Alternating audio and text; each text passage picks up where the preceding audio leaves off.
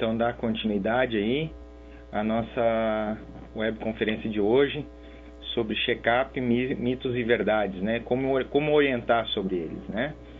Então, recapitulando, gente, eu trouxe dados, disse, olha, intervenção desnecessária sobre diagnóstico e erros médicos e erros de profissionais de saúde são a terceira causa de morte nos Estados Unidos. O sobrediagnóstico, ou seja, diagnóstico desnecessário e a intervenção desnecessária é tema de debate no mundo inteiro. Agora, acabou de sair uma reportagem no Jornal Britânico de Medicina, trazendo a preocupação internacional sobre os exames desnecessários e as condutas desnecessárias.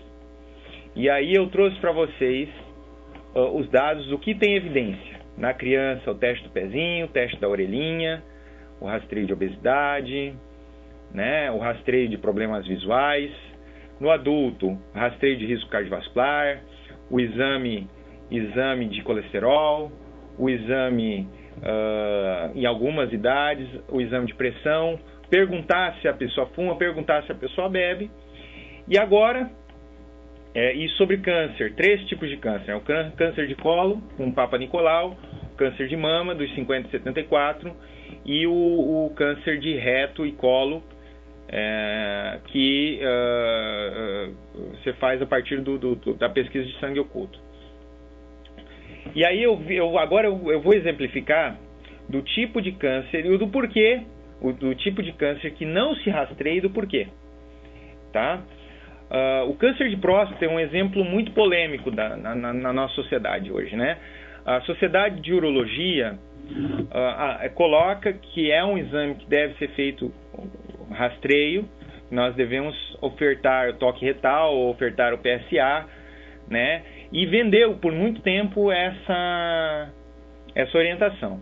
O Ministério da Saúde, ele foi por muito tempo pressionado a orientar isso, lançou um caderno de saúde do homem que deixou essa questão dúbia, lançou um programa de avaliação da atenção primária que deixou essa questão dúbia. O INCA se posicionou contra e teve que rever a sua consideração. E por quê? Por que essa polêmica, gente? Então vou tentar trazer alguma coisinha aqui do exemplo, tá? Os homens com tumores de baixo grau, por exemplo, de câncer de próstata, eles têm risco de morrer de câncer. Os homens de tumor de baixo grau têm mínimo risco de morrer de câncer de próstata em 20 anos. Ou seja, câncer de próstata de baixo grau, que acabam sendo a maioria, a pessoa vai viver mais de 20 anos. É muito pequeno o número de pessoas que vivem menos de 20 anos com câncer. Então ele é um câncer de evolução muito lenta, né? 15% dos homens terão diagnóstico de câncer de próstata até os 80 anos. Ou seja, é um número muito grande, várias pessoas vão ter. Porém, destes, as chances de morrer de câncer por essa causa antes dos 80 é de 1,4%. Então, todos os homens que tiverem câncer de próstata, de todos os homens, apenas 1% vai morrer antes dos 80 anos. Apenas 1,5%. Então, um número muito pequeno de pessoas que vai morrer até os 80 anos.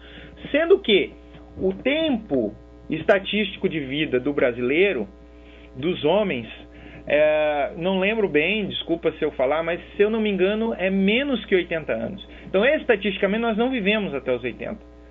Estatisticamente, viver até 80 já é viver muito. E depois dos 80, eu acho que é até lucro, né? A gente vai morrer um dia.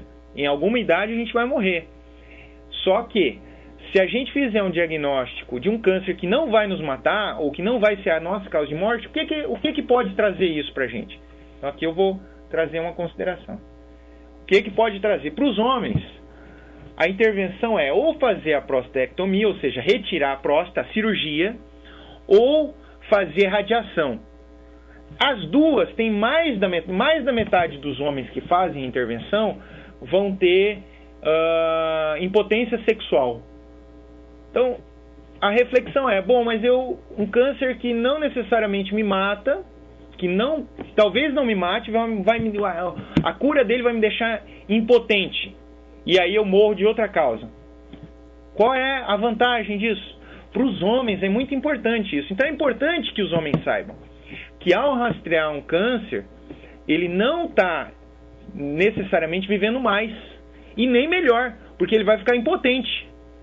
75% dos homens têm disfunção. 60% deles vão ter incontinência urinária e 30% vão usar fralda dos homens que eu intervi. Quer dizer, matou muito pouco, mas um número muito grande de pessoas vão usar fralda, um número muito grande de pessoas vão ficar com impotência.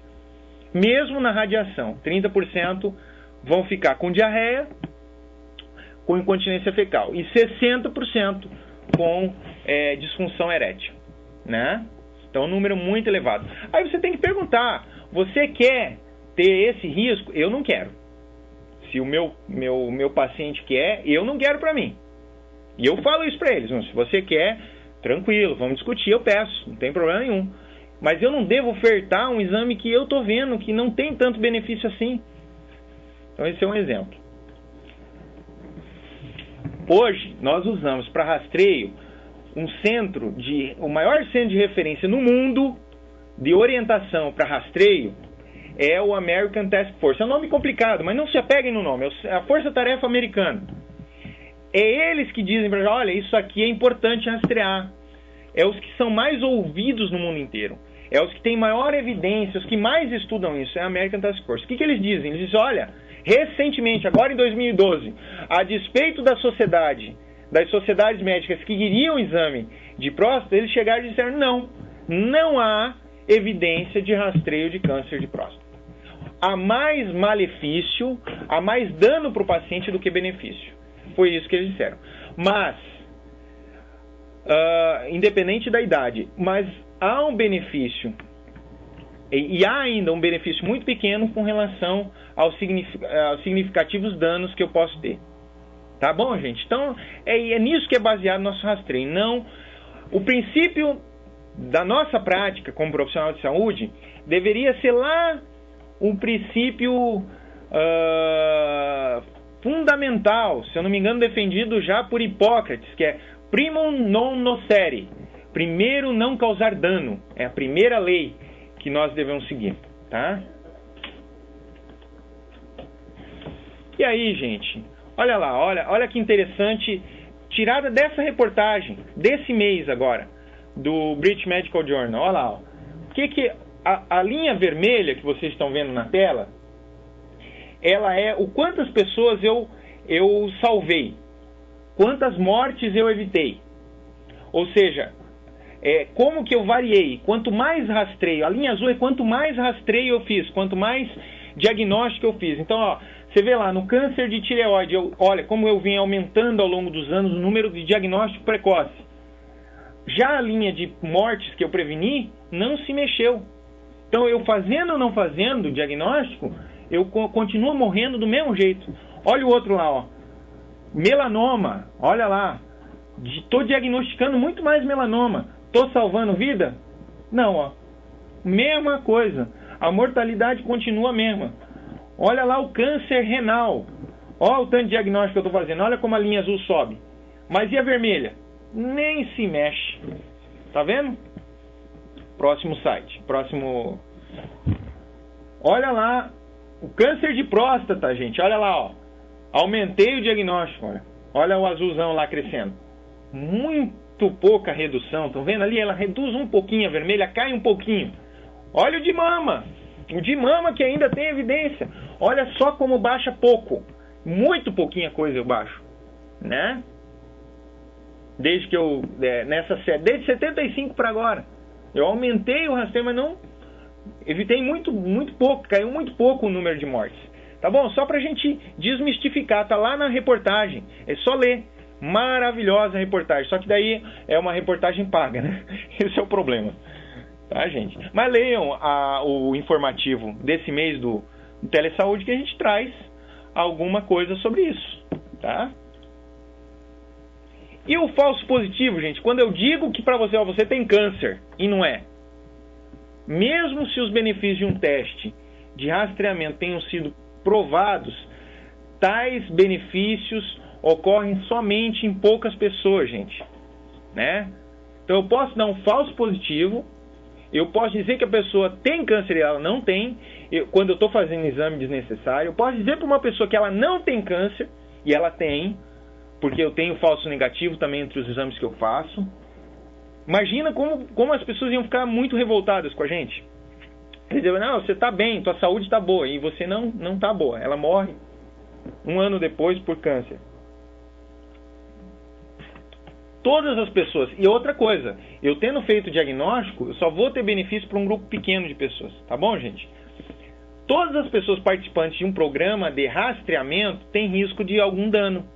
Porque um exame que eu faço, por exemplo, uma endoscopia que eu faço, uma colonoscopia que eu faço, uma mamografia, eu posso ter risco de intervenção desnecessária. Então, todos eles eu tenho algum risco de dano, seja um dano psicológico ou um dano do próprio exame. Muito além dos custos e dos desconfortos dos testes, o mais importante dano é o risco do falso positivo. Imagina, por exemplo, do HIV. Eu chegava para a pessoa, você tem HIV. E daí, 1 ano depois ela descobre que ela não tem. Já aconteceu com família de várias pessoas, por exemplo, com ultrassom. Eu tinha ultrassom positivo para... parece um câncer de ovário. Fica 6 meses investigando, não era nada, depois da cirurgia, depois que tirou. Vocês não têm? Quem tiver história, posta aí para os outros. Duvido que não tem, que vocês não conhecem história assim. Fez uma mamografia, tinha um nódulo. 6 meses para descobrir que não era maligno. Quantos falsos positivos a gente já deu? Vocês podem falar aí, quem tiver experiência, conte para os outros aí, tá?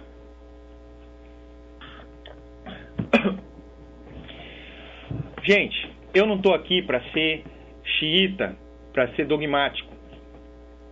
Às vezes a gente tem que dialogar com as crenças das pessoas. Então, se o paciente chega e quer um exame, ele tem muito medo de um certo tipo de câncer, ou ele tem algum histórico num parente distante ou amigo dele, a decisão nunca deve ser unilateral, nunca deve ser uma decisão do profissional. Ela deve ser discutida e compartilhada com a pessoa. Tá? Nós devemos pesar os riscos e benefícios e algumas vezes nós devemos pedir o exame até respeitando a decisão do paciente, né? Quando isso não for antiético, quando isso não incorrer num risco muito grande à saúde dele.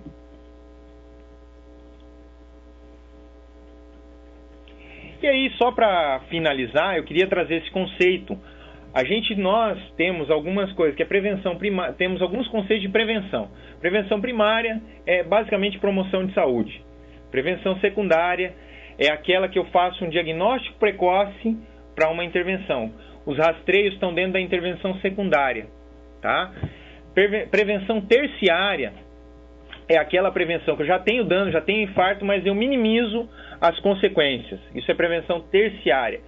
E hoje no mundo se discute um novo conceito, que é a prevenção quaternária. Prevenir contra a gente, contra o profissional de saúde. A prevenção quaternária é prevenir as pessoas da nossa intervenção desnecessária. E mesmo uma aferição de pressão arterial pode ser danosa. Se eu fico discutindo você tem pressão alta para o paciente, eu posso também causar um mal para ele. Deixa ele viver saudável, ele tem que fazer na medida certa. E a gente sempre tem que tranquilizar as pessoas, tá? Então, prevenção quaternária é prevenir contra a gente. Então, são medidas que se tomam para identificar os pacientes em risco de tratamento excessivo, para protegê-los de novas intervenções médicas ou de profissionais de saúde e para lhes sugerir alternativas eticamente aceitáveis. Tá, gente? E aqui, olha lá a figurinha, ó. O paciente querendo a flecha de volta, porque o amor dele era a flecha no peito, ele foi flechado pelo cupido e os médicos tirando a flecha do peito. Olha que mal. Ele não quer tirar a flecha, ele ama aquela pessoa. E os médicos lá tirando, né? Tirando o amor dele, que era a flechinha no peito. Então, olha, cuidemos com isso, né, gente? Eu trago a imagem aqui do meu filho, fazendo um diagnóstico precoce de sopro no pai dele. Não tinha evidência, mas ele insistiu e eu cedi, né, o meu filhote fazendo então. E também induzindo ele a ser médico, né, que sacanagem. Mas Tá lá a imagem de fundo para agradecer vocês, para dizer que o rastreio é algo bonito, se ele é feito com ética, né? E eu encerro para a gente fazer as perguntas e questionamentos.